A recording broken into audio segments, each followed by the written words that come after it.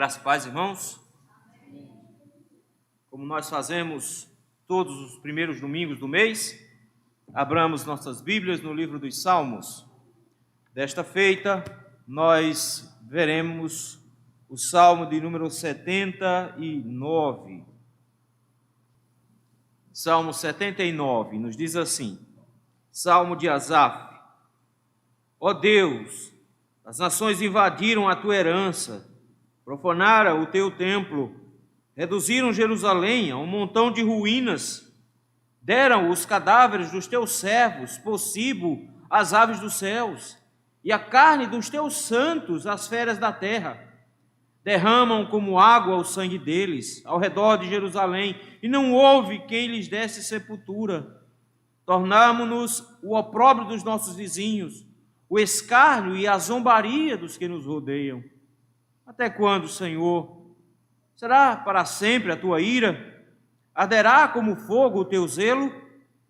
Derrama o teu furor sobre as nações que não te conhecem, e sobre os reinos que não invocam o teu nome, porque eles devoraram a Jacó e lhe assolaram as moradas.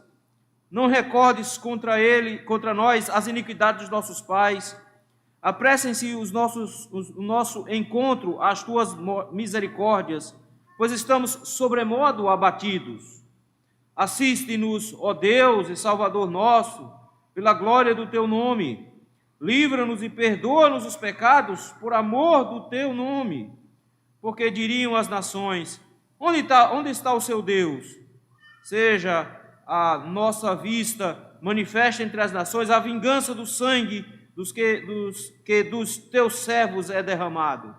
Chegue à tua presença o gemido do cativo, consoante a grandeza do teu poder. Preserva os sentenciados à morte. Retribui, Senhor, aos nossos vizinhos 7 vezes tanto o opróbrio com que te vituperaram.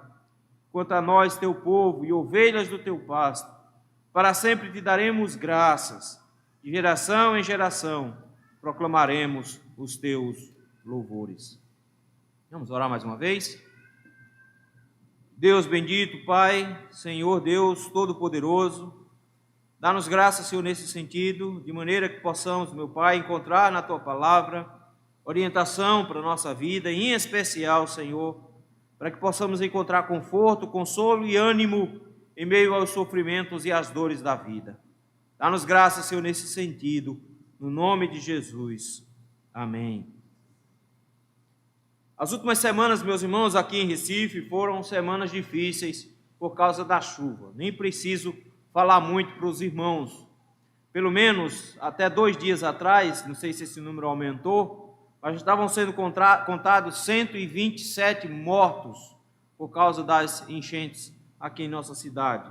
Pelo menos 9.302 pessoas desalojadas, 111 instituições, 27 municípios em estado de calamidade, 31 cidades de Pernambuco decretaram estado de emergência. 51 cidades definiram algum tipo de prejuízo, alguma consequência da chuva.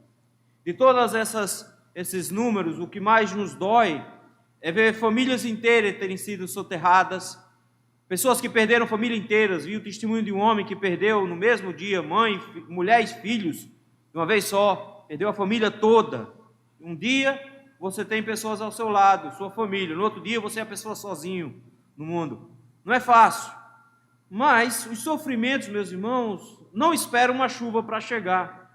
Sofrimentos nos assaltam o tempo inteiro, e muitas vezes os sofrimentos nos deixam perplexos diante da rapidez com a qual ele nos alcança, às vezes diante da força com a qual ele nos alcança, seja um acidente que ninguém está esperando, mas de uma hora para outra ele acontece, às vezes na rua, atropelado, bate com um carro, é assaltado, alguma coisa desse tipo, às vezes dentro de casa, uma queda no banheiro, numa escada do nada, inicia-se então todo um processo de sofrimento, às vezes é no âmbito pessoal, de uma hora para outra, os casamentos, vocês sabem, está tudo bem num dia, no outro dia vira um pé de guerra, e de nada se começa algumas discussões e os sofrimentos batem às nossas portas por causa dos nossos relacionamentos.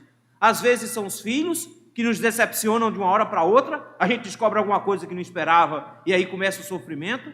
Às vezes é a doença que nos impacta e ela tanto pode chegar de surpresa, como ela pode chegar de forma grave e de uma hora para outra, de uma simples dor, um desconforto que se sentia, vai se fazer o exame, descobre que se tem um câncer agressivo e que tem poucos dias de vida, ou que está desenvolvendo uma doença que vai ser dolorosa no futuro. Ou seja, os sofrimentos têm diversas maneiras de entrar na nossa vida e diversas formas de nos causar estrago. A questão toda não é se nós vamos ou não sofrer, porque nós vamos sofrer. Os sofrimentos vão chegar até nós, as dificuldades vão nos encostar. A pergunta é como é que nós vamos lidar com o sofrimento? Como é que a nossa fé pode nos conduzir de forma que possamos encarar os sofrimentos da melhor maneira possível?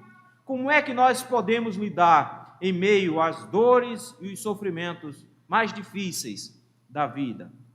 É essa situação que Asaf está enfrentando aqui. Nós já vimos que temos vários cânticos de Asaf nesse livro. Asaf, meus irmãos, foi um cantor, um levita da época de Davi. Davi construiu salmos e entregou para Asaf. Asaf também fez salmos. Mas os filhos de Asaf também produziram músicas. E muitas dessas músicas foram registradas pelo nome do pai, pelo nome de Asaf. E ao que tudo indica, esse é um caso aqui.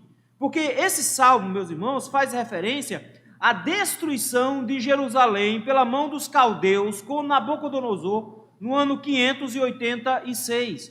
Algum tempo, bastante tempo depois, inclusive da morte do próprio Davi, com quem Asaf conviveu. Então, o que tudo indica, esse salmo foi escrito pelos filhos de Asaf, exatamente para chorar, para lamentar a queda de Jerusalém. Nós sabemos que ela é referência à queda de Jerusalém, porque no capítulo 10, versículo 25 do profeta Jeremias, ele usa 2 versículos desses salmos, versículos 6 e 7, para lamentar a queda de Jerusalém. O que o salmista está vendo, meus irmãos, é o pior cenário possível. São os caldeus invadindo a cidade e depois ele vendo o estrago dessa cidade. Como os caldeus eram conhecidos? Eles eram conhecidos justamente pela sua crueldade. Eles eram conhecidos justamente porque não matavam simplesmente. Muita gente se matava antes deles entrar na cidade justamente porque eles eram conhecidos, porque eles torturavam as pessoas antes de matar. Eles arrancavam os olhos das pessoas, fizeram isso com o rei de Israel, não antes de matar os 2 filhos na frente dele, matar os filhos do rei na frente dele, depois de arrancar os olhos dele, para que a última imagem que ele se lembrasse quando tinha visto ainda, fosse dos filhos dele mortos. Eles arrancavam as orelhas, arrancavam o nariz e arrancavam os lábios da pessoa, para que todo mundo, quando visse essa pessoa, lembrasse que os caldeus passou por lá, porque eles deixavam a pessoa com a imagem de uma caveira. Eles torturavam as pessoas, arrancavam as mãos, cortavam dedos e assim por diante. Era uma situação muito difícil. É tanto que quando nós vamos contemplar esses sofrimentos, Jeremias chora amargamente, porque ele avisou Israel que isso ia acontecer. Mas Israel não ouviu, Jerusalém não ouviu, e por causa dos seus pecados, foi destruída e levada cativa. É isso que Asaf está fazendo aqui. Ele está escrevendo um salmo em meio à profunda dor, a um sofrimento terrível. O seu coração clama, os seus olhos não conseguem entender ou aceitar o que ele está vendo. Em meio à desolação que ele vê, de tanto sofrimento. Você pode pensar assim, é um cântico de só tristeza. Não, ele dá um grito de fé. O que ele faz, na verdade, em meio a tanto sofrimento, é mostrar como a fé pode nos conduzir passando por esse sofrimento. E é isso que eu gostaria de ver com os irmãos hoje à noite. Um grito da fé em meio aos sofrimentos. O grito da fé em meio aos sofrimentos. Como expressar a nossa dor diante do Senhor? Em primeiro lugar, meus irmãos, versículos de 1 a 4. Prantear diante do julgamento de Deus. O texto diz assim: ó Deus, as nações invadiram a tua herança. Interessante, porque ele vai começar o salmo, e isso ele vai fazer várias vezes. é sempre se referindo a Deus, é sempre falando com Deus, e ele a cada passo que ele vai dar, ele vai chamar pelo Senhor. Versículo 3, novamente, ele chama ao Senhor, dizendo: até quando, Senhor? Ele vai sempre voltar para Deus e dizer: eu preciso que o Senhor me escute essa oração agora. Mas notem o que é que ele clama, o que é que causa a tristeza dele. O versículo de número 1, ele nos traz 3 verbos seguidos. Esses 3 verbos são seguidos de 3 qualificações para eles. Primeiro verbo, invadiram. Segundo, profanaram. Terceiro, reduziram. Ele começa a descrever o estado de Israel, mas ele aponta em específico, ele aponta para o que causou isso aí, os gentios. Foram os caldeus que entraram em Jerusalém. Ele diz: Senhor, eu quero dizer para o Senhor o que os homens, as nações, os pecadores estão fazendo com as coisas do Senhor. É por isso que a primeira palavra que ele diz é: Senhor, eles invadiram a tua herança. Eles entraram dentro das tuas posses. Se você voltar para o salmo anterior, o salmo de número 78, o versículo de número 55, ele diz que o Senhor deu a terra por herança. Diz assim: da presença deles expulsou as nações, cuja região repartiu com eles por herança, e nas suas tendas fez habitar as tribos de Israel. O Senhor tinha dado aquela região como herança, mas essa terra que foi dada como herança, agora essa terra estava sendo invadida. Eles não tinham a terra por si só, a terra tinha sido um presente, a terra pertencia a Deus. Deus tinha dado a terra de presente, e eles dizem: Senhor, as nações invadiram, eles tomaram de volta, Senhor, eles entraram sem permissão. Mas não só isso, olha a expressão seguinte: Senhor, eles profanaram o seu santo templo. Ninguém podia entrar no templo, ninguém podia entrar com coisas impuras no templo. O templo era o lugar dos sacerdotes, só eles entravam para adorar o Senhor. Mas agora ele vê o templo sendo arrasado, porque a ordem dada foi que o templo fosse destruído. E eles entraram no templo, e lembrem-se, é o templo de Salomão, um templo revestido de ouro, as paredes eram cobertas de ouro, tudo que tinha dentro era de ouro, o que tinha do lado de fora era de bronze, mas o que tinha dentro ou era de ouro maciço, ou era banhado a ouro. Eles invadiram para pegar as riquezas dentro do templo, mas ao mesmo tempo eles estão destruindo a casa do Senhor. Eles invadiram Jerusalém e eles estão profanando. A ideia é de um sacrilégio. Eles não podiam estar lá. É um crime contra a adoração a Deus. Em terceiro lugar, eles reduziram Jerusalém a lixo, ao monte de ruínas. Eles derrubaram os muros da cidade, queimaram as portas da cidade, destruíram as casas, os grandes pontos de comércio, os palácios. Eles deixaram a cidade completamente arruinada. Imagem de ruínas vocês têm visto ultimamente. Por onde passou a cheia, vocês viram isso.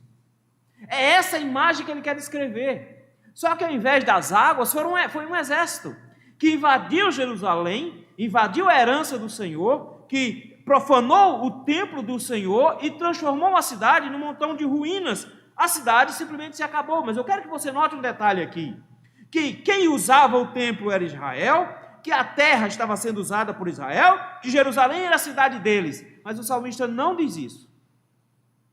Olha como é que ele coloca. Ele diz assim: de quem é a herança? É tua. De quem é o templo? É teu. E de quem é Jerusalém, no final das contas? É do Senhor. O que ele está colocando é fazendo um relatório diante de Deus. Ele não está simplesmente se queixando por se queixar. Mas o que ele está colocando diante de Deus é que ele precisa prestar um relatório ao Senhor para dizer o que está acontecendo. Isso aqui é importante, queridos, porque os sofrimentos nos levam a enxergar somente para nós mesmos. Mas o que o salmista nos mostra é que ele planteia olhando para o Senhor. Ele está olhando para Deus. E ele está enxergando a situação pela perspectiva de Deus. Ele contempla o sofrimento pela ótica de Deus, e por isso ele consegue plantear o que Deus está fazendo na própria região, pela mão dele, pela mão dos caldeus. Notem comigo o versículo número 2. Não só houve uma destruição física da região, não foi só uma destruição da estrutura, mas eles fizeram crueldade, foi muita maldade o que eles fizeram. Versículos 2 e 3 vai descrever a maldade praticada pelos caldeus. Primeiro, maldade com os mortos. Vejam aí, versículo número 2. Senhor, eles deram os cadáveres dos teus servos por cibo às aves. Note que existe uma estrutura aí que a gente chama de paralelismo. Deram os cadáveres, está atrelado à carne dos teus santos. Notaram? Cadáver dos teus servos está atrelado à carne dos teus santos. E cibo das aves, ou comida para aves, tem a expressão feras da terra. O que aconteceu aqui, meus irmãos, é um ultraje contra os mortos. O que é que eles fizeram? À medida que eles foram entrando na cidade, eles mataram todo mundo. Escapou muito pouca gente. Quem escapou? Algumas mulheres e crianças, muitos desses jovens levados cativos, as mulheres também levadas cativas também, os homens todos em idade de guerra assassinados, mortos. E você está pensando assim, o que é que se faz quando tem tanta gente morta assim? A resposta é, eles simplesmente jogaram esses corpos pelas ruas.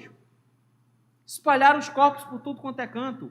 E foi de uma mortandade terrível. E a dor aqui é justamente porque as orientações da palavra do Senhor é que os corpos dos crentes deveriam ser tratados com muito zelo, com muito cuidado. Então, não tem esse negócio de, isso aqui não serve para nada mesmo, só para enterrar. Não é isso. O que ele está colocando os corpos deveriam ser cuidados e bem tratados. Se alguém, por favor, puder me trazer um copo d'água, eu agradeço. E o texto diz assim, eles me trouxeram, eles me colocaram numa situação difícil. Me trouxeram ao escárnio, porque eles colocaram os corpos dos nossos irmãos no chão para apodrecer e para bicho vir comer. Não foram sepultados. Espalharam os corpos, ninguém foi enterrado, ninguém teve uma honraria, ninguém teve o privilégio de ser chorado. Pelo contrário, as pessoas foram comidas por animais aqui. Mas não só isso, olha o tamanho da morte. A gente viu agora a crueldade, deixar corpos espalhados. Mas olha a proporção no versículo 3. Derramaram como água o sangue deles ao redor de Jerusalém. Ou seja, parecia que eles estavam derramando água, mas era na verdade sangue. Nós vamos lembrar que as pessoas têm bastante sangue. Obrigado, meu irmão. Pelo menos uns 5 litros, mais ou menos. Mas quando junta centenas de pessoas mortas, todas sangrando ao mesmo tempo, o sangue escorre pelo chão. Ele está dizendo, Senhor, parecia água escorrendo pelo chão. Virou riachos. As ruas ficaram embebidas de sangue. Senhor, eles espalharam sangue por Jerusalém toda. Toda a região de Jerusalém tem sangue sendo derramado por todo canto, por todos os lugares. E ele volta a lembrar no versículo 3. E ninguém foi sepultado. Não houve sepultamento para ninguém. Por conta disso, a vergonha, o sofrimento do versículo 4. Ele diz assim, tornamo-nos o opróbrio dos nossos vizinhos. Esse é o detalhe aqui, porque se você olhar lá para cima, lá no versículo número 2, ele diz, Senhor, quem morreu foram os teus servos. Senhor, os corpos que estão espalhados são dos teus santos. Senhor, não é qualquer pessoa que morreu. Quem morreu, Senhor, foram os teus santos. Quem morreu, Senhor, foram os seus servos. Eles espalharam o sangue deles por todo quanto é canto.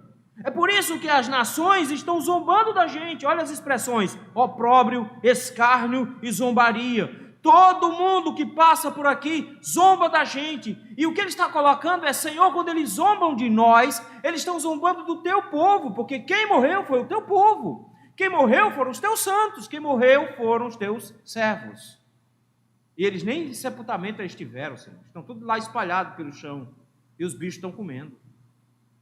Isso é sofrimento. Mas eu preciso lembrar que o Senhor tinha dito que isso ia acontecer. Isso aqui faz parte de uma profecia. O Senhor avisou para Jerusalém que eles estavam em pecado. O Senhor avisou com todas as letras que iria destruí-los. Eles não ouviram, não atenderam Isaías, não atenderam Jeremias. Eles ficaram insistindo, dizendo, se rendam, porque o Senhor vai destruir a cidade. O Senhor vai fazer isso. Eles não acreditaram, preferiram acreditar em acordos de que iam ter proteção e no final não tiveram. Acharam que do Egito viria alguma salvação e o Egito caiu primeiro, antes deles. Eles não se renderam ao Senhor e por isso veio o julgamento da parte de Deus. E o que é que pode ser feito agora? Chorar, lamentar diante do Senhor, porque o Senhor resolveu punir os homens. Queridos, quando Deus resolve trazer sofrimentos, por diversas vezes os sofrimentos são frutos dos nossos pecados, que foi o caso aqui.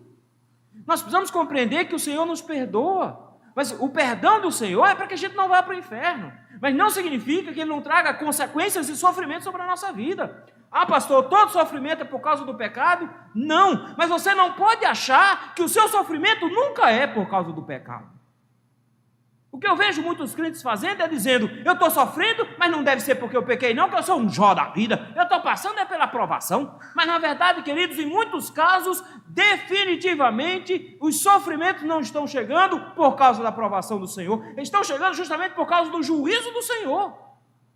Eles estão vindo porque nós estamos vivendo uma vida completamente distante do Senhor. E semana após semana, domingo após domingo, dia após dia, o Senhor nos fala por meio da sua palavra, nos diz onde nós estamos errando, nos manda corrigir, nos alerta da necessidade de arrependimento, mas nós temos um coração endurecido, nós precisamos reconhecer isso.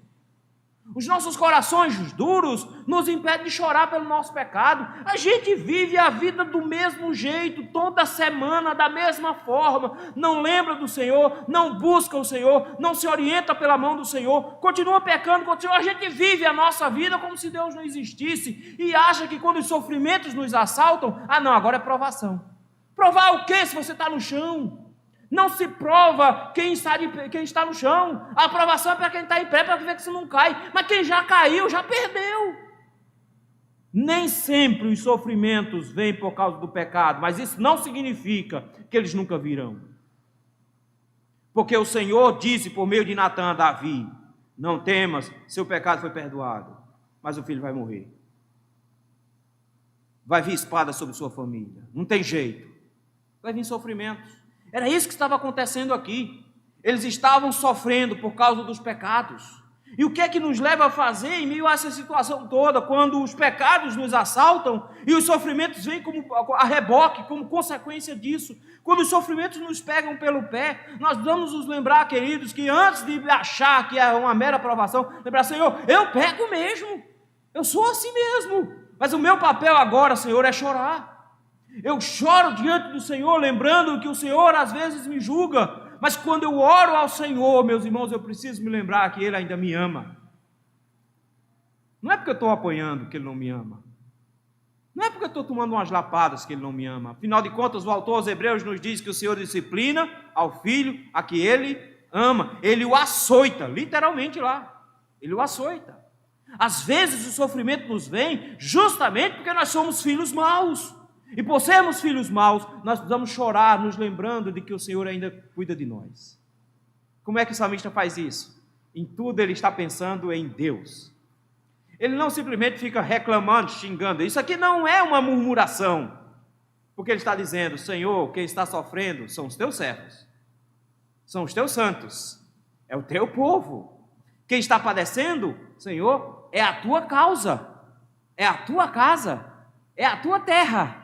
E depois, por último, Senhor, quem está passando por maus bocados é o teu nome, porque eles estão mangando da gente, eles estão zombando da gente.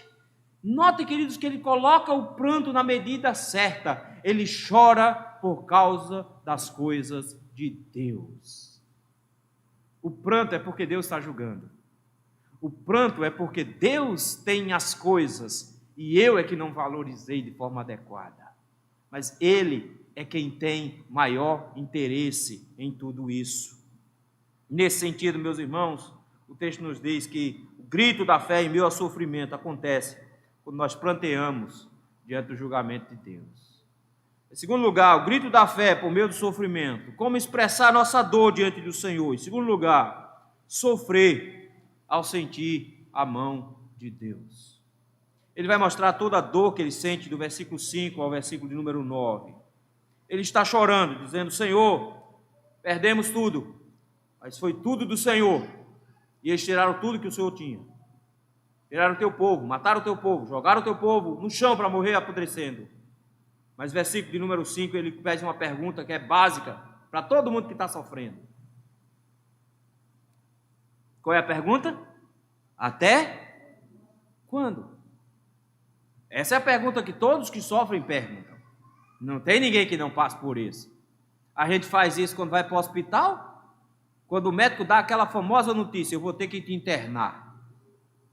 A pergunta logo, e a casa para varrer? Que ficou para varrer, eu não varri.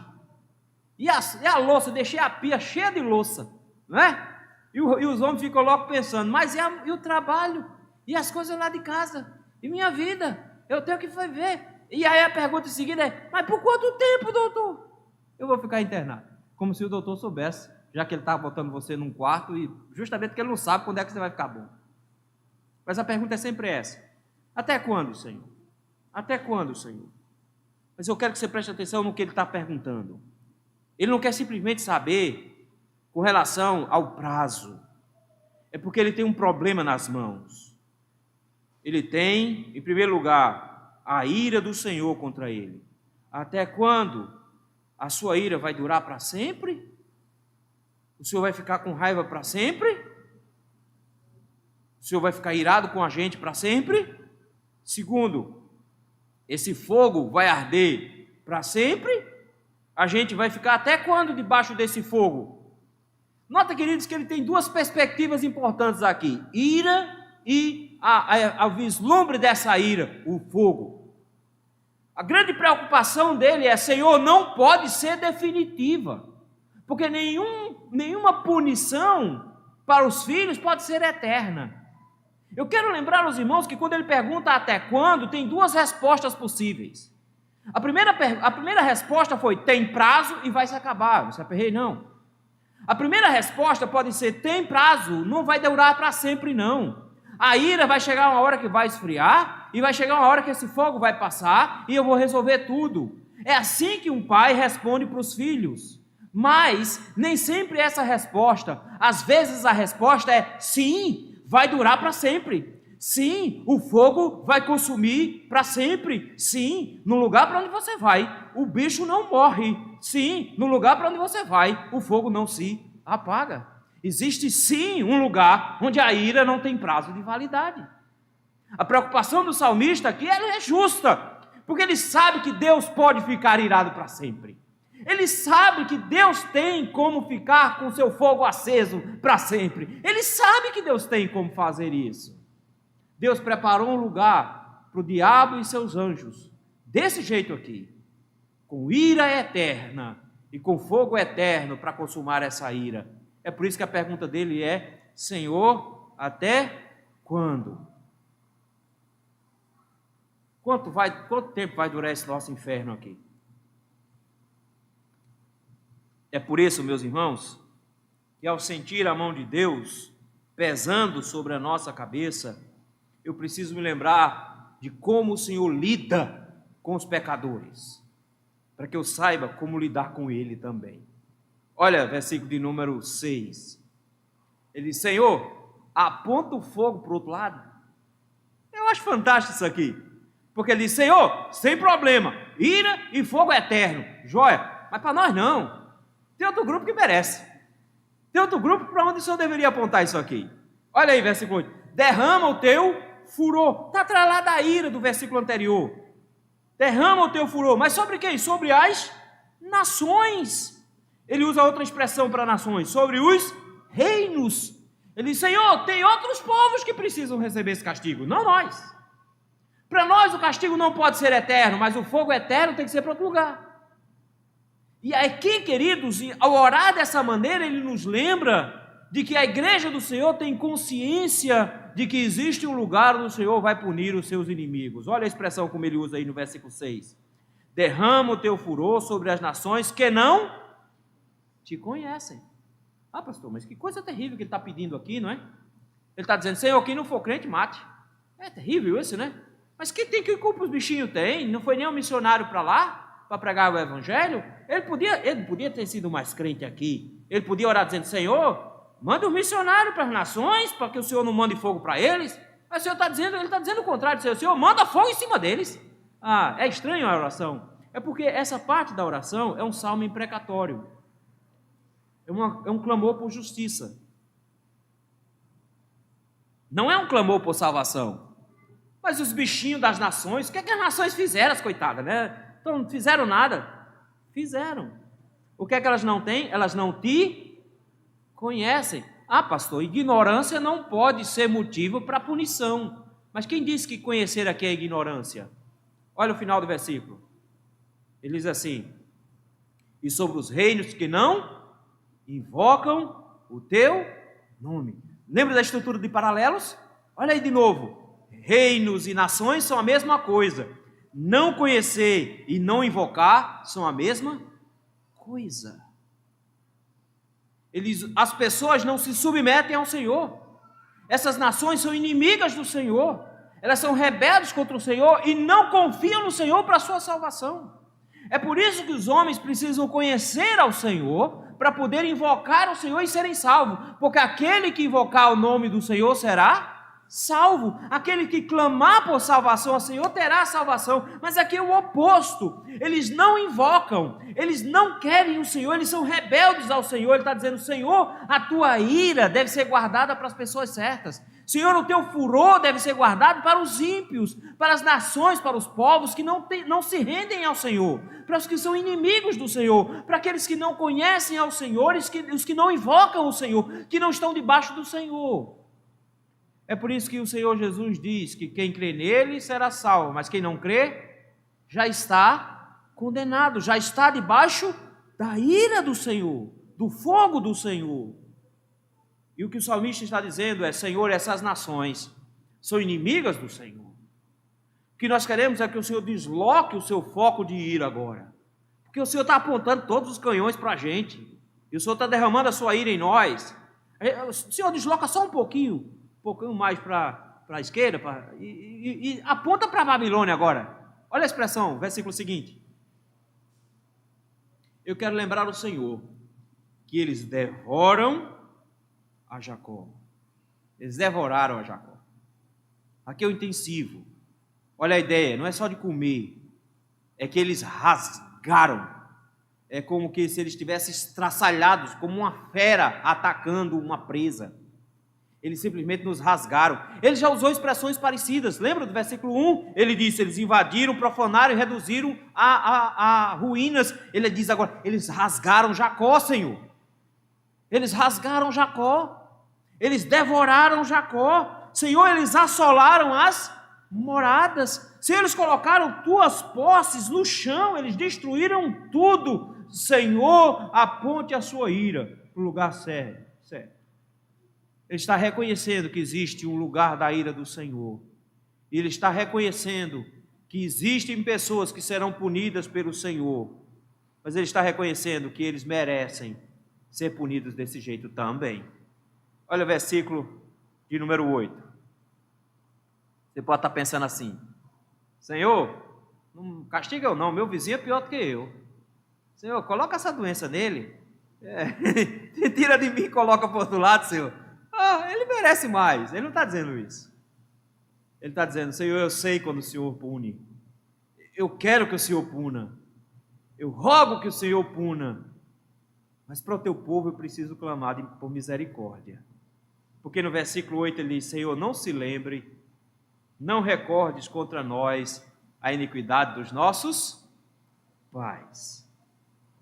Ah, pastor, mas a Bíblia diz que o pecado dos pais não será punido nos filhos. Como explicar isso aqui? Não. Entenda uma coisa, meu irmão. Se você pecar e for para o inferno, se teu filho for santo, ele vai para o céu. Seu pecado não vai levar teu filho para o inferno, não. Você vai sozinho, graças a Deus. Mas os seus pecados trazem consequências sobre sua família. Os seus pecados trazem consequências sobre aqueles que você ama. A maior tristeza do pecado é que o pecado não fica só sobre sua cabeça. Ele respinga por todo lado. Ah, mas a vida é minha, eu faço dela o que eu quiser. Mas quando você, jovem, vive uma vida de pecado, sua mãe sofre. Porque o filho desobediente é a tristeza da mãe. Quando o filho resolve viver em pecado, o pai sofre. Porque no final das contas, em meio às drogas, é o pai que vai ter que lapidar o seu patrimônio para ajudar esse vagabundo. Não tem jeito. Quando a mãe está em pecado, os filhos sofrem, porque ela vai trazer sofrimento sobre a vida dos filhos, tanto em instrução errada, como em castigos desnecessários.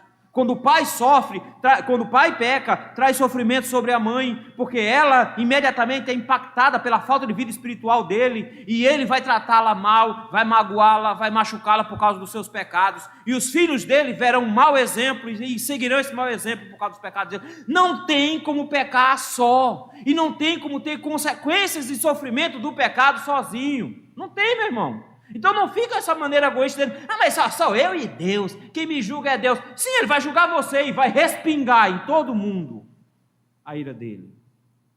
É por isso que o salmista diz aqui, Senhor, não se lembre do que os nossos pais fizeram, não. Porque, Senhor, eles não eram gente, não. Eles fizeram muita coisa errada. O Senhor prometeu puni-lo, Senhor, mas a gente é que está sofrendo. Esse salmo, meus irmãos, é de uma dor terrível, porque dois grupos sofreram em meio à invasão. Um grupo foi levado para o cativeiro, e é por isso que eles cantam, e que quando estávamos nos rios da Babilônia, penduramos as nossas harpas, porque eles pediam para a gente cantar, mas não dá para cantar o cântico fora de Israel. Um outro grupo ficou em Jerusalém, o que não morreu, viu o povo sendo levado. É isso que Jeremias faz, ele lamenta, sofre por aquela situação toda. É isso que o salmista está dizendo, ele dizendo, Senhor, nós pecamos, os sofrimentos estão sobre mim, porque a sua mão está pesando sobre mim, mas Senhor, não recordes contra nós a iniquidade dos nossos pais. Mas olha a urgência dele. Eu acho interessante, porque quando nós estamos sofrendo, a nossa urgência é para que o sofrimento encerre-se. A urgência do salmista é por perdão. Ele diz, Senhor, pecamos, os nossos pais pecaram, e por isso mesmo ele diz, Senhor, que a misericórdia se apresse. O que ele precisa é que o Senhor seja misericordioso. Quando Daniel, lá no cativeiro, vai orar, ele diz, Senhor, quem pecou fomos nós e os nossos pais, por isso, Senhor, perdoe os nossos pecados e o pecado dos nossos pais também. Porque nós estamos padecendo isso, porque nossa família está em pecado, nós estamos andando contrário à vontade do Senhor. E nesse momento o salmista diz, Senhor, não nos puna por causa dos nossos pecados, pelo contrário, acelera a misericórdia, porque nós precisamos de misericórdia. Eles merecem? O salmista diz, sim, merecemos tanto quanto as outras nações. Mas qual é a esperança dele? A esperança dele é, as nações terão fogo e ira eterno, nosso será temporário. Nós esperamos por misericórdia, Senhor, porque ela venha rápido, porque nós estamos sendo abatidos, versículo número 8, nós estamos acabados. Como é que ele tem coragem de pedir um negócio desse? Porque o povo era ruim. Meu irmão, com que cara você vai na frente de Deus, depois de ter feito pecado contra o Senhor, e Ele está batendo em você, e você está sofrendo? Com que cara você vai na frente dele? Eu te ensinar uma regrazinha bem simples, com a cara mais lisa do mundo. É assim que a gente vai, com a cara mais lisa do mundo, empurrado de vergonha, como disse Davi, com a cara vermelha de tanta vergonha. Mas para onde a gente vai? Para onde a gente corre? Para Ele, porque só Ele tem misericórdia, só Ele tem misericórdia. E com que base eu devo pedir para Ele me perdoar? Senhor, veja só, eu já fiz tanta coisa boa, Senhor. Então, com que base no que eu já fiz de coisa boa, Senhor? Anula as coisas ruins. Já notou que às vezes até os crentes têm essa visão? Se eu distribuir cesta básica, Deus perdoa pelo menos uns 10 anos de pecado no meu casamento, está resolvido o problema agora. Mas tem a oportunidade de distribuir cesta básica na enchente. Olha o versículo. Assiste-nos, ó Deus, e Salvador Nós, ele está dizendo, Senhor, nós não temos como nos salvar. Não tem saída para nós. Isso é um reconhecimento de cara lisa. É dizer, Senhor, já era, eu não tenho o que fazer. O que foi feito no passado, já foi feito. Nós já pecamos. Ah, Senhor, se eu pudesse, não, se eu pudesse, você tinha caído de novo, meu filho. Se o Senhor te desse uma segunda chance, talvez você tivesse caído mais feio ainda. Não, não é uma questão de se o passar, se nada, você fez. Ele disse, nós fizemos, Senhor. Por isso, meu Deus, nos assista com salvação. Com base em que eu devo te perdoar, diria o Senhor? Senhor, eu não tenho nada para oferecer, mas o Senhor tem muita coisa a perder. Olha só que bonito ele diz. Livra-nos, salva-nos, Senhor, pela glória do teu nome. Livra-nos e perdoa os nossos pecados, por amor do teu nome. Ele diz, Senhor, não é por minha causa, eu mereço a condenação eterna mesmo. Senhor, não é por minha causa, a ira que eu peço sobre as nações deveria ser sobre mim também. Senhor, não é o que eu tenho ou deixo de ter, porque eu sou mau e eu mereço tudo isso aqui. Senhor, mas os sofrimentos que estão sobre mim são consequências do meu pecado, e o que eu preciso é de ter o meu pecado perdoado. Eu preciso de salvação, eu preciso que o Senhor me dê livramento, mas eu sei que eu não mereço. Por isso, Senhor, faça por causa da sua promessa. O que Deus tem de mais valioso é o seu nome. Porque que Ele coloca o seu nome, Ele não volta atrás. E Ele disse, se confessarmos os nossos pecados, Ele é fiel e justo para nos perdoar os pecados e nos purificar de toda injustiça. O que o salmista está dizendo é, Senhor, o Senhor nos prometeu que se nós confessássemos e abandonássemos os nossos pecados, o Senhor nos perdoava. O Senhor nos prometeu que se nós buscássemos o Senhor em misericórdia, o Senhor nos daria. O Senhor nos prometeu isso. Senhor, o que está em jogo é o teu nome. Eu preciso que o Senhor faça, porque o Senhor ama guardar o seu nome. O Senhor ama guardar a glória do seu nome. Por isso, Senhor, eu peço perdão não por minha causa, mas eu peço perdão por causa do Senhor. Se Deus tiver de nos perdoar, meus irmãos, Ele vai nos perdoar não por nossa causa, mas por causa de Cristo. Cristo, na cruz do Calvário, comprou o nosso perdão, nos garantiu o perdão, e a única coisa que eu preciso fazer para ser perdoado é dizer, Senhor, me perdoe. Senhor, tem misericórdia de mim e me perdoe. Senhor, eu confesso, fiz um monte de besteira. Senhor, a semana foi terrível. Senhor, perdi a conta de quantos pecados eu cometi. Senhor, minha vida está sendo uma desgraça. Senhor, eu não estou andando nos teus caminhos, não estou fazendo de forma correta, estou sofrendo, está muita coisa sobre a minha cabeça, sobre meus ombros, e eu sei que os meus pecados estão aqui. O que é que eu faço, Senhor? Senhor, me perdoe. Me perdoe. E o que é que Ele vai fazer? Ele me garante que vai me perdoar, porque Ele acha que eu sou fofinho, que toda linda, está pedindo perdão, vou perdoar. Não, meu filho, é porque Ele botou a palavra dele em jogo e disse, se você pedir, eu dou. Se você pedir perdão, eu te perdoo.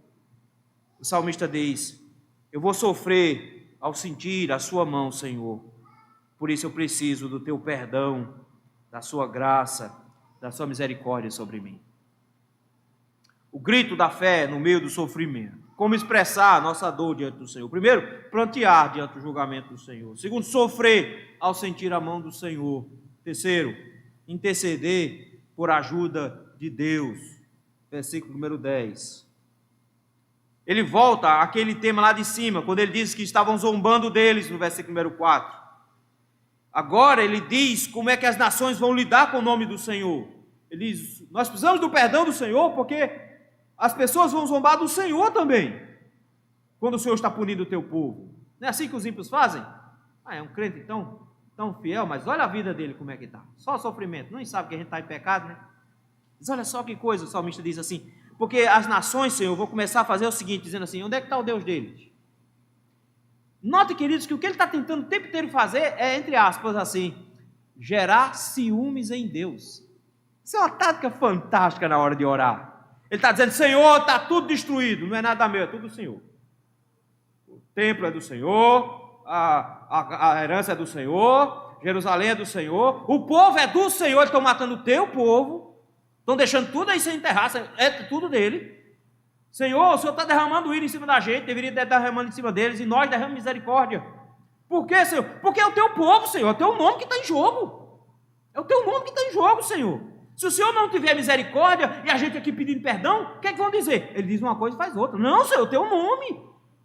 Agora ele diz, Senhor, é o teu nome, Senhor. Eles vão zombar do teu nome. Eles vão dizer que o Senhor não tem poder para perdoar. Eles vão dizer que o Senhor não tem poder de restaurar. Eles vão dizer que o Senhor puniu e vai continuar punindo para sempre, quando o Senhor disse que não puniria o seu povo para sempre. Senhor, não faz assim não. Nós precisamos ver, Senhor, a sua mão agindo. Daí, versículo 10, ele diz assim: seja a nossa vista manifesta entre as nações a vingança do sangue. Mas que coisa terrível para pedir, né? Claro, é um salmo imprecatório. Você queria que pedisse o quê?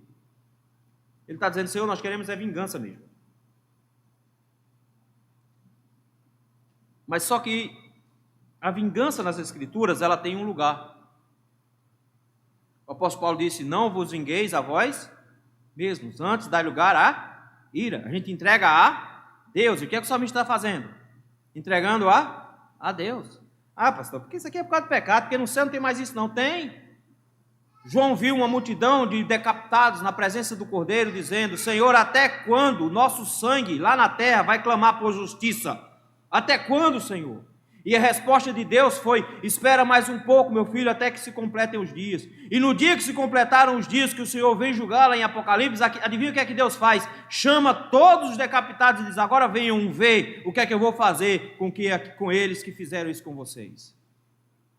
O Senhor, meus irmãos, vingará a sua igreja. Ou você acha que o Senhor deixou a sua igreja morrer à toa? Ele vingará cada um dos seus servos no passado e vingará os que serão mortos no futuro. E o que o salmista está dizendo aqui é, Senhor, nós precisamos que o Senhor intervenha na situação. É isso que ele está colocando, que o Senhor manifeste a sua vingança, que o Senhor manifeste a sua ira, porque afinal de contas, olha o que aconteceu no versículo 10, foi o sangue dos teus servos que foi derramado. Senhor, não foi sangue de bicho que foi derramado, foi o sangue do teu povo que foi derramado. Ele está dizendo, Senhor, o crime das nações foi muito grande, foi muito pesado, foi um crime contra o Senhor. Eles se lançaram contra o Senhor. Por isso, Senhor, tome conta desses homens que fizeram essa desgraça com a igreja. Meu irmão, ninguém persegue a igreja e sai ileso. Porque até quando o Senhor quer converter, o Senhor derruba primeiro. Fez isso com Saulo, lembra? Derrubou, botou no chão, deixou cego uns dias, para que ele entendesse que ele iria sofrer pela igreja de Cristo. Ele então intercede dizendo, Senhor, tome providências com relação a esses homens que estão fazendo a tua igreja sofrer. Mesmo que a igreja esteja sofrendo em meio ao pecado, não importa, aqueles agentes do sofrimento são alvos da vingança de Deus, do mesmo jeito. Foi isso que ele disse para Abacuque. Abacuque viu a tristeza com a qual o povo estava vivendo, em meio aos pecados, e disse, Senhor, até quando o Senhor vai deixar esse povo fazer isso? Aí o Senhor disse, não se preocupe não, estou mandando a Babilônia para aí, estou mandando os caldeus, eles vão arrasar tudo. Senhor, logo eles? Eles são pior do que a gente, Senhor. Mas como é que o Senhor bota o povo desse? Senhor, você não pode usar, não vai sujar a mão com eles, Senhor? Usando eles assim? Senhor, não se preocupe, depois eu vou punir eles pior do que punir vocês. Pronto, está resolvido. É isso que o Senhor ele está dizendo, Senhor, o Senhor já disse isso. Faz isso, Senhor. Só que coisa bonita ele faz no versículo 11. Porque o que ele vai fazer agora? Ele está em Jerusalém, ele não morreu. Ele está cantando, mesmo que seja um cântico triste. Mas ele não se lembra só deles. Olha aí, ele se lembra do pessoal que foi levado prisioneiro.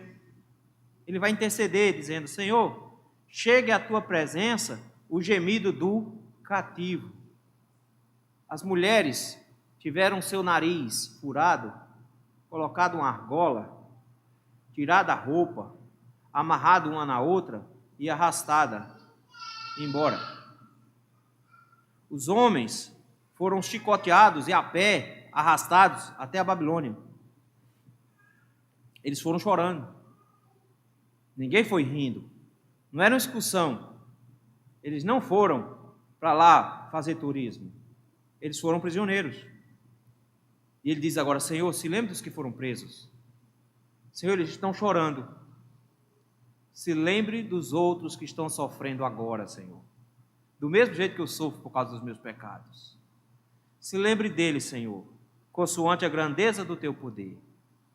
Ele está dizendo, Senhor, não existe espaço que o Senhor não alcance. Eu estou orando aqui de Jerusalém que está destruída. Eles já estão em caminho da Babilônia. O Senhor pega eles lá também. E eles estão chorando lá. Senhor, não deixa que eles morram, no versículo 11. Olha que bonito, ele está dizendo, Senhor, eles vão ser sentenciados à morte. Senhor, preserva os que foram sentenciados à morte. Sabe por quê? Porque muitos soldados, quando se rendiam, você pensa assim, se rendeu não morre mais. Não, que ele tem direitos humanos, não. Eles eram levados para diversão. Esses homens eram levados já com a sentença de morte declarada. Lá, eles iriam se divertir com a morte deles. Porque o povo da cidade precisava ver os inimigos sendo mortos. Eles não tinham como filmar a batalha para mostrar um monte de inimigo morto, levavam a amostra grátis e davam a amostra grátis para o povo como é que se morre inimigo. Era isso que eles faziam. Ele disse, Senhor, eles estão sentenciados à morte. Senhor, não deixa que eles morram. Preserva a vida deles, Senhor. Mas não esquece, Senhor, do versículo 12. Retribui 7 vezes o que eles fizeram com a gente. Ele pede para que Deus, meus irmãos, ajude a sua igreja e vingue a sua igreja. Vingue o seu povo. Retribua 7 vezes, Senhor, pelo opróbrio com que te vituperaram. E eu acho isso aqui fantástico. Não é pela minha vergonha, Senhor. É pela vergonha que eles fizeram o Senhor passar. Vingue 7 vezes. A mim, não. Vingue 7 vezes a vergonha que eles te fizeram passar. Quem passou por vergonha? Foi o Senhor. Porque foi o teu povo que padeceu. Por isso, Senhor, levante-se e honre o seu próprio nome. Eu acho isso aqui fantástico, porque o salmista coloca sempre Deus no primeiro lugar. Ele diz, Senhor, eu preciso da sua ajuda para os que estão aqui. Eu preciso da sua ajuda para os que estão lá. Eu preciso que o Senhor intervenha na situação e puna definitivamente os ímpios. Eu sei que a gente costuma pensar no inferno e com tristeza. É correto pensar com tristeza. Mas, pastor, e quando a gente ficar no céu, a gente não vai nem ter condição de se alegrar, porque a gente vai pensar que tem um monte de gente no inferno, né? Como é que a gente vai aproveitar o céu com um monte de gente no inferno, Senhor? A gente fica lembrando assim, aí pega uma uvinha e diz, eita, o pessoal não tem uvinha lá. Aí pega fica pensando assim, pega um copinho d'água, mas o pessoal do inferno não tem copo d'água. E fica aquela consciência dolorida, né? Como é que a gente vai experimentar o céu sabendo que tem gente no inferno? A resposta é que Deus é glorificado também no inferno. E que o povo de Deus vai louvar a Deus pelo inferno. Porque Deus, em primeiro lugar, puniu os ímpios. Deus executou justiça.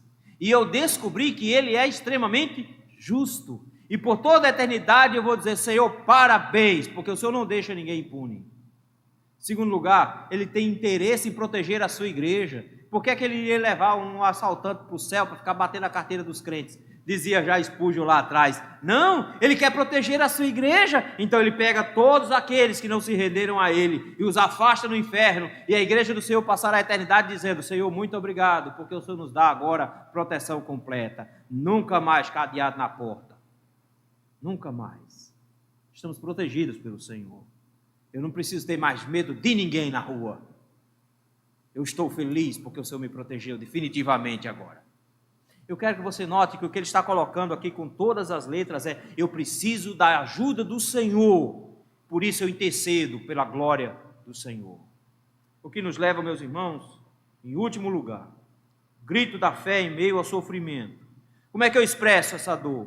Pranteando diante do julgamento, sofrendo ao sentir a mão de Deus, intercedendo pela ajuda de Deus e adorar, agradecendo a Deus. Versículo 13. O que mudou na vida do salmista? Nada ainda.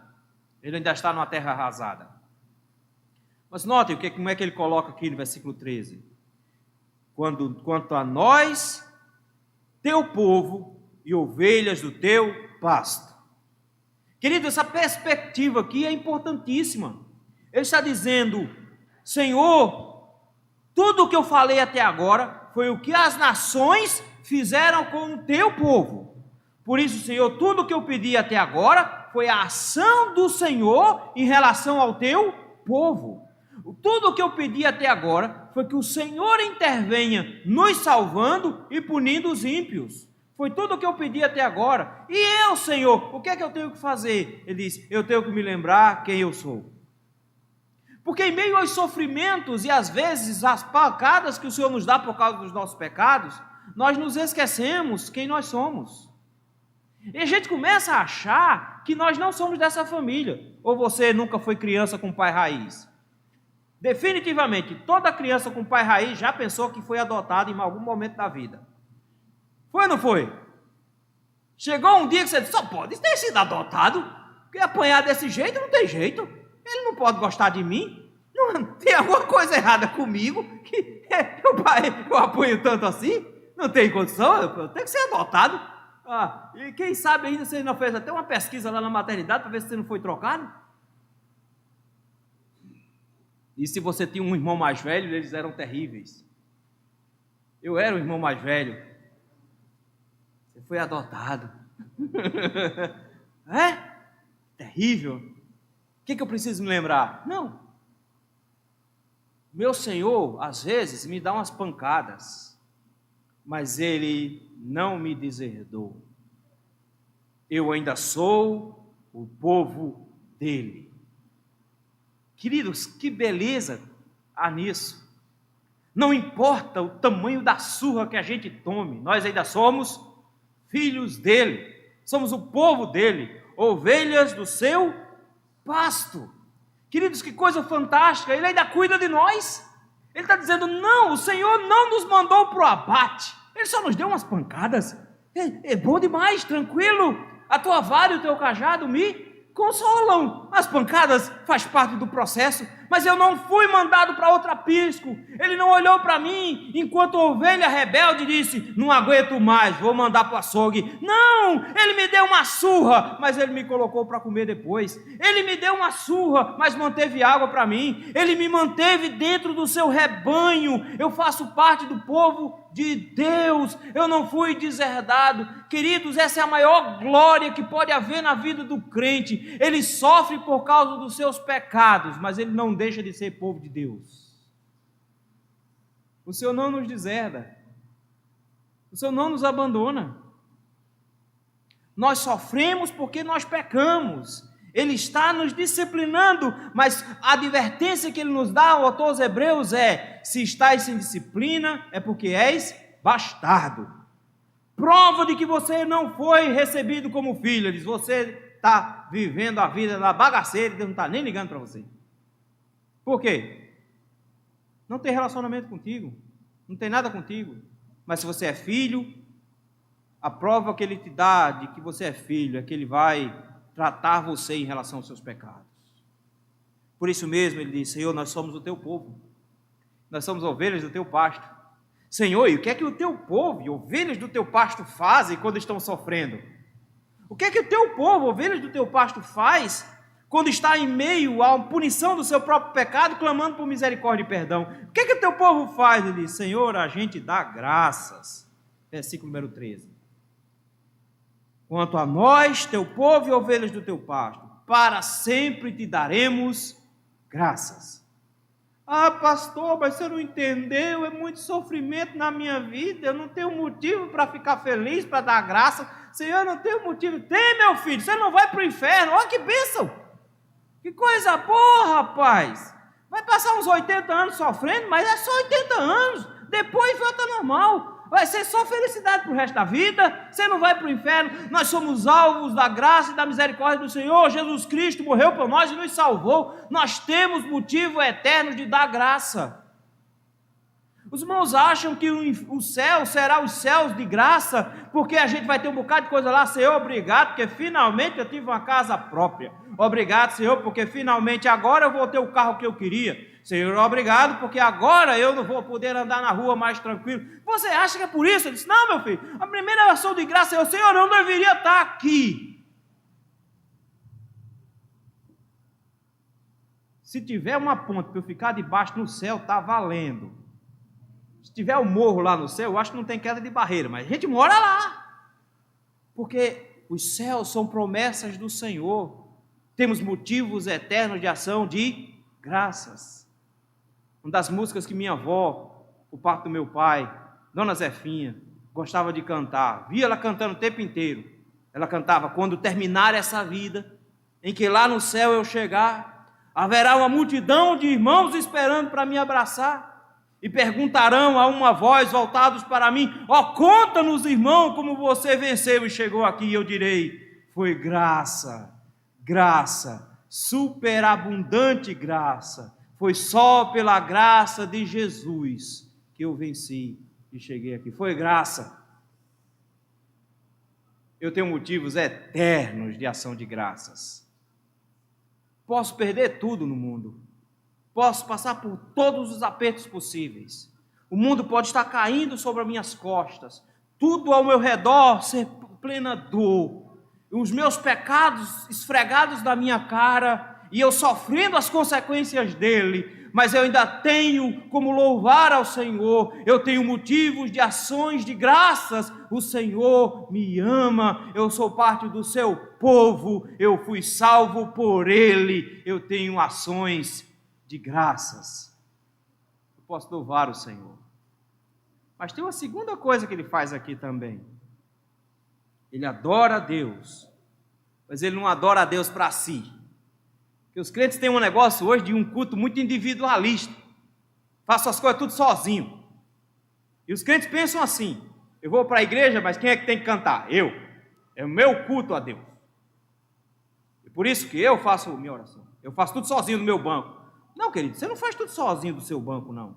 Você veio para a igreja para fazer tudo junto com os irmãos. É um culto comunitário, não é um culto individual dentro da igreja. Não é o lugar onde todo mundo se reúne para prestar o culto sozinho. É o lugar onde nós nos reunimos para prestar o culto juntos. Todos nós, enquanto povo de Deus. Não existe esse negócio de ser individualista nesse processo. É por isso mesmo que ele diz que os louvores do Senhor são para serem anunciados às pessoas. Final do versículo 13. E de geração em geração, o que é que nós vamos fazer? Proclamaremos o quê? Os teus louvores. Ele disse: Senhor, eu não vou cantar só para mim. Eu não vou louvar só para mim. Senhor, eu não vou dar ações de graça só para mim. Porque faz parte da vida cristã o proclamar a bondade do Senhor. Eu vou proclamar a sua graça aos outros também. Eu vou dizer para os outros as coisas também. Eu não sei como os crentes podem dizer, abrir a boca e dizer assim: eu não sei evangelizar. Meu irmão, como é que você não sabe evangelizar? É uma regra bem simples. Você vai dizer quem você era sem Cristo, o tamanho do pecador que você era, como Cristo te amou e morreu por você, perdoou todos os seus pecados e vai levar você assim, todo ruinzinho, para ser santificado para o céu. Meu irmão, isso é um testemunho da sua fé. Você vai dizer: eu tenho motivos de ações de graça. Mas você está numa miséria, está tudo dando errado na tua vida. Como é que você pode dar glória a Deus? É porque eu sou salvo, meu querido. Você entendeu? Está tudo uma bagunça, está mesmo. A lama ainda estou empurrando aqui para fora de casa, mas não tem problema. Eu sou salvo. No céu não tem enchente. Vai ser uma bênção. O Senhor já me salvou. Ele me ama. Eu sou o povo dele. Eu tenho motivos de ações de graças eternas. Ele me salvou. Olha, você não tem noção de como ruim eu era. Eu era ruim, feito falta de fôlego. Meu amigo, pensa numa pessoa ruim. Pecador era eu, rebelde contra o Senhor. Ele me derrotou, me botou no chão. Eu me arrependi dos meus pecados. Confesso a Ele todo dia as besteiras que eu faço, rogo a Ele misericórdia. Sabe o que acontece? Ele me perdoa nesse processo e me garantiu que se eu crer nele, Ele vai me levar para o céu. Ele faz isso contigo também. Eu proclamarei os teus louvores. Eu direi para as pessoas quem o Senhor é. Era isso que era testemunho. Não era ficar contando na igreja as desgraças que você já fez na vida, não. Testemunho era dizer o que Cristo fez para mudar esse desgraçado que você é. Porque desgraça eu já sei que você fez.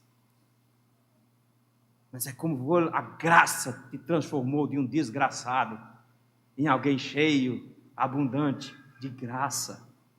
Nós proclamamos isso, nós anunciamos isso, nós dizemos isso às pessoas. Nós temos motivo de ação de graça, nós temos motivo de dizer para as pessoas que temos ações de graça. Queridos, que desafio nós temos em relação a isso, meu sofrimento? Porque todos que estamos aqui, de uma maneira ou de outra, ou fomos atingidos, ou tivemos alguém próximo a nós atingidos. Você nem precisou passar pela enchente. Sofrimento chega na nossa casa, não precisa vir de barco. Ele vem de todo jeito. Ele vem por meio de um aperto financeiro, porque gastou demais ou gastou descontrolado. Vem por causa de um conflito de relacionamento, porque não investiu no relacionamento marido e mulher como deveria. Vem por causa de um filho que está dando trabalho. Vem por causa de uma doença. O sofrimento bate em nossas portas o tempo inteiro. O que é que nós precisamos lembrar? Se nós temos que reclamar de alguma coisa, de que se queixa o homem, queixe-se dos seus próprios pecados. Essa é a primeira lição que a gente tem que aprender hoje, meus irmãos. Nós temos que aprender a prantear por causa dos nossos pecados. Bem-aventurados os que choram, porque eles serão consolados.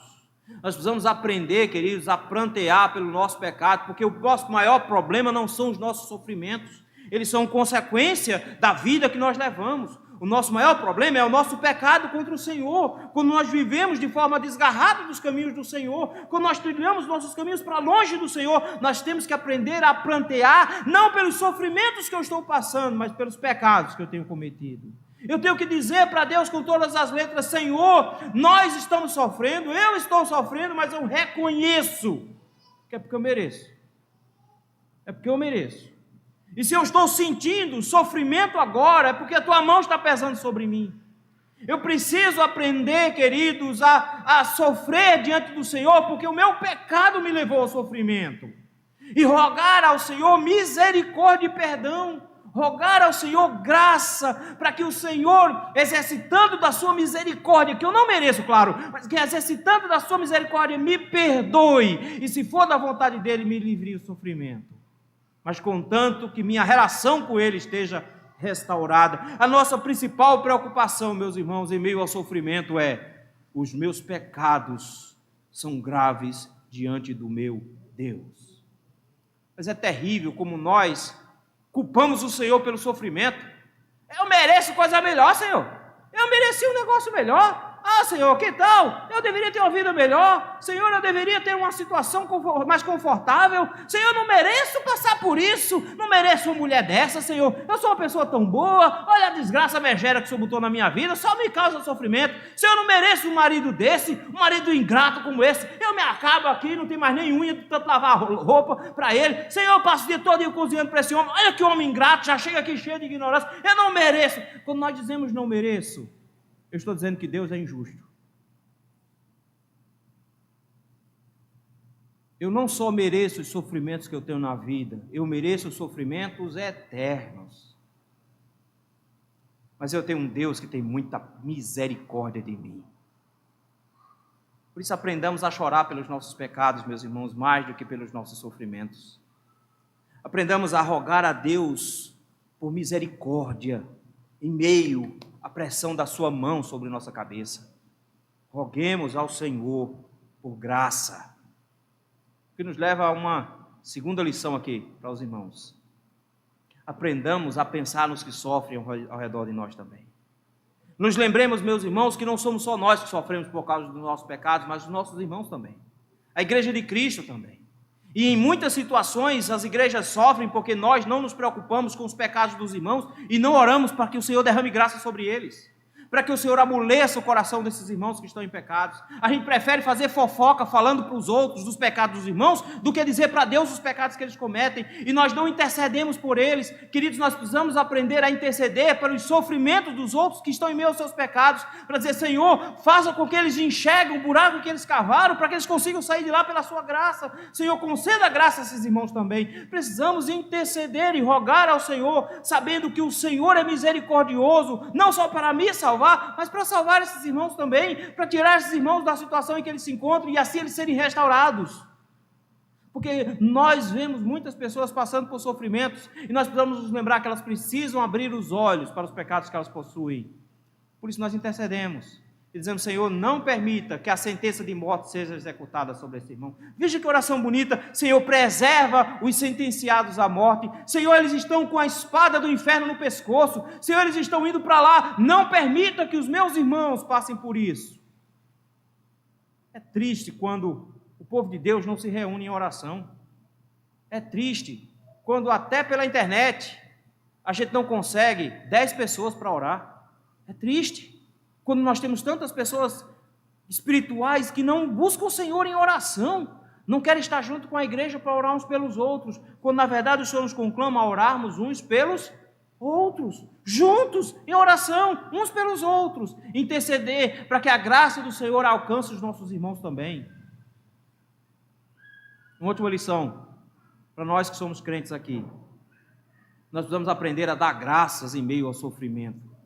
Porque mesmo que a gente esteja culpado pelo que está acontecendo conosco, mesmo que a gente esteja passando por maus bocados e saiba com todas as letras de onde veio o sofrimento, quais foram os pecados que nós praticamos por causa disso, precisamos dar graças ao Senhor, porque o Senhor não nos abandona.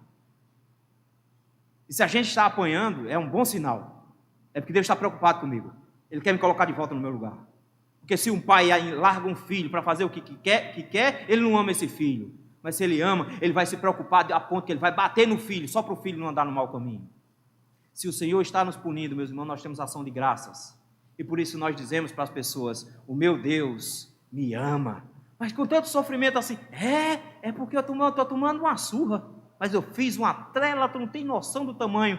Mas Ele é tão bom, porque Ele me perdoou. Mesmo assim, eu tomei uma surra para aprender e não voltar a fazer de novo. Mas Ele me ama e você precisa entender, Ele quer salvar vocês também. Proclame a bondade do seu Deus. Proclame a bondade do seu Deus.